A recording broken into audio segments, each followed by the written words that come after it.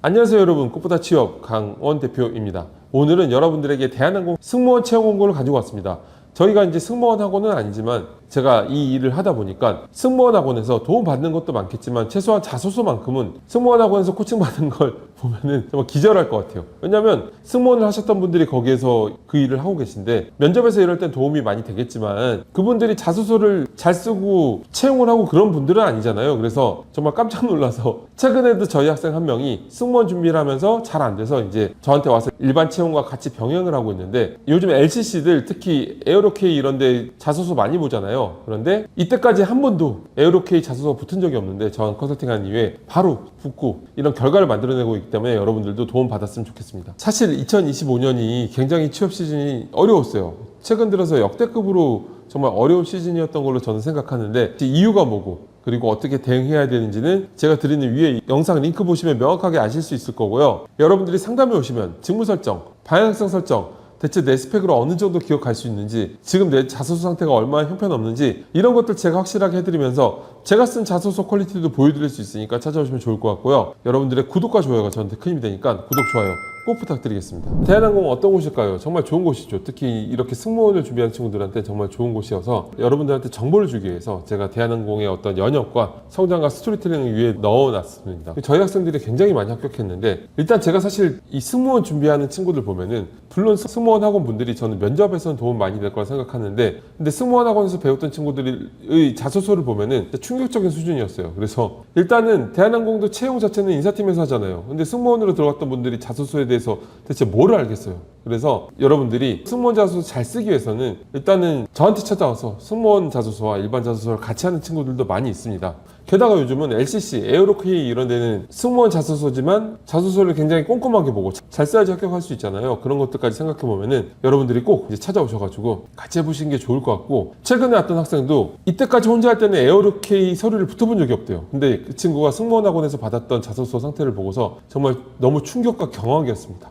그래서 저랑 같이 하면서 고치니까 처음으로 에어로케이 서류가 돼봤다라는 얘기를 하더라고요. 아무튼 간에 여러분들이 자소서도 충분히 잘 쓰시기 위해서는 상담을 와보시는 것도 좋을 것 같고요. 이번에 직무는 이제 승무원 직무죠. 승무원 되고 싶어서 이제 그게 인생의 꿈인 친구들도 많으니까 진지하게 도전하셔야 될 것 같습니다. 첫 번째 항목, 대한항공의 객실 승무원이 되고 싶은 이유와 대한항공에서 이루고 싶은 목표인데, 이거는 여러분들이 지원 동기하고 포부를 쓰는 거죠. 지원 동기는 기업 지원 동기하고 직무 지원 동기가 있어요. 일단 기업 지원 동기는 여러분들이 내가 그 회사에 대체 왜 가고 싶은지 그걸 먼저 나타내는 게 맞겠죠. 그래서 땡땡땡 기업에 이런 부분에 함께하고 싶어 지원했습니다. 당연히 두 가지로 먼저 던지는 게 좋고요. 그 다음에 이 안에서도 총론과 강론 흐름으로 적으면 좋겠죠. 땡땡땡 기업의 총론적인 어떤 프라이드를 가질 만한 부분들, 그 다음에 또한 특히 이런 느낌으로 좀 구체적인 어떤 이 회사에 자랑할 만한 부분들을 풀어내시면 기업 지원 동기가 완벽하게 만들어지고요. 사실 기업 지원 동기는 좀 요식행위 같은 거로 생각하시면 돼요. 채용 담당자가 기업 지원 동기에 대해서 뭐 얼마나 대단한 분석을 바라겠어요. 그래도 고백은 하고 사귀어야 되겠죠. 그래서 기업 지원 동기를 풀어내시면 되는데, 그런데 좀 보면은 이상한 얘기를 하는 사람들이 있어요. 직무 얘기부터 써야 된다니 뭐 공식처럼 생각하시는 분들이 있는데, 그런 것보다는 어쨌든 자소서는 특별한 형식을 쓰는 것보다 기본적인 형식으로 잘 쓰는 게 제일 중요하거든요. 그래서 당연히 지원 동기를 쓰라고 했으니까 그 안에서 내가 왜 지원했는지부터 풀어내는 게 채용 담당자가 어떤 고민 없이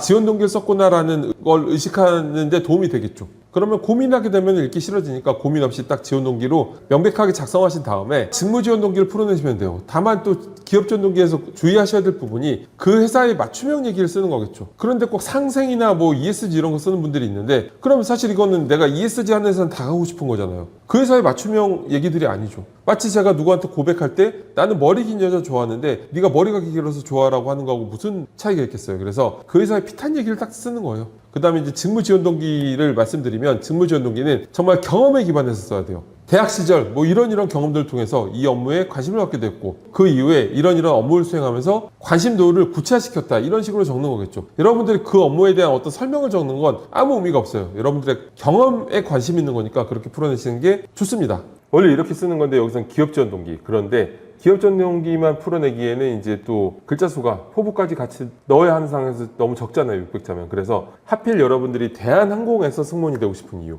이걸 묶는 게 좋겠죠. 대한항공 따로 승무원 따로가 아니라 대한항공에서 승무원이 되고 싶은 이유를, 여러분들의 로얄티를 묶는 게 좋겠죠. 그래서 그걸 한 3문장 정도 풀어내고 포부를 작성하시면 되는데, 입사 후 포부는 3가지로 구성하는 거예요. 바로 두 가지로 뭔가를 던져야 되겠죠. 입사 후에 땡땡땡 기업 안에서 이러한 담당자가 되고 싶습니다 하고 이제 두 가지로 던지고, 그 다음에 입사 후 커리어 플랜 쓰는 거예요. 입사 후 커리어 플랜은 단계적으로 쓰는 건데, 입사 후에 이런 업무를 이렇게 수행하고 저런 업무를 저렇게 수행하고, 그리고 10년 후에는 이런 것까지 이렇게 해내는 전문가가 되고 싶다. 이게 그래도 한 3문장 이상은 들어가야 되겠죠. 그래서 다만 주의해야 될 게, 입사 후 커리어 플랜은 해당 직무에만 맞는 얘기를 쓰는 거예요. 뭐 팀의 화합을 추진하고 열정을 다하고 이런 거 쓰는 거 아니에요. 그런 걸 읽어봐야 될 이유가 없죠. 정말 맞춤형 직무 커리어 플랜 쓰는 거예요. 그리고 남은 분량을 여러분들이 했던 어떤 경험이 이 회사에 기여할 수 있는지 이렇게 작성하시면 됩니다. 자, 그 중에서도 글자 수를 생각해보면 입사 후 커리어 플랜 부분만 쓰시면 되는 거예요. 가능한 한 정말 승무원으로서 여러분들이 이루고 싶은 어떤 커리어 플랜이 명확하게 드러나도록, 여러분들의 인사이트가 드러나도록 풀어내시면 좋겠죠. 자, 두 번째 항목, 객실 승무원에게 필요한 핵심 역량 한 가지를 제시하고 본인이 이에 어떻게 부합하는지 서술하는 항목인데, 자, 세 번째 항목은 또 성장 과정이잖아요. 이 두 가지를 묶어서 설명드려보면, 자소서 경험 항목에는 직무 역량 항목과 스토리적인 항목이 있습니다. 직무 역량 항목은 직무와 직접적으로 관련 있는 경험들을 타이트하게 풀어내면서 전문성을 어필하는 건데, 스토리적인 항목 같은 건 절대 아니에요. 그래서 타이트하게 경험을 나열하면 되는데, 보통 어떤 경험들이 있을까요? 중고시임 인턴 같은 업무 경험이 있을 수 있고, 관련 대외 활동, 관련 프로젝트 경험, 또는 뭐 데이터 역량, 업계 관련된 경험들, 이런 것들이 있을 수 있겠죠. 그런데 500자일 때는 저는 추천드리는 게 직무 경험을 쓰는 게 제일 좋아요. 중고시임이나 인턴 같은 경험을 쓰면서 직무 경험을 통해서 업무 인사이트를 향상시켰다, 이걸 풀어내시는 게 제일 좋고, 7, 800자일 때는 이거 500자 하나에 다른 역량을 또한 뭐 2, 300자 정도 써서 두 가지를 소제목으로 구분하면 제일 좋겠죠.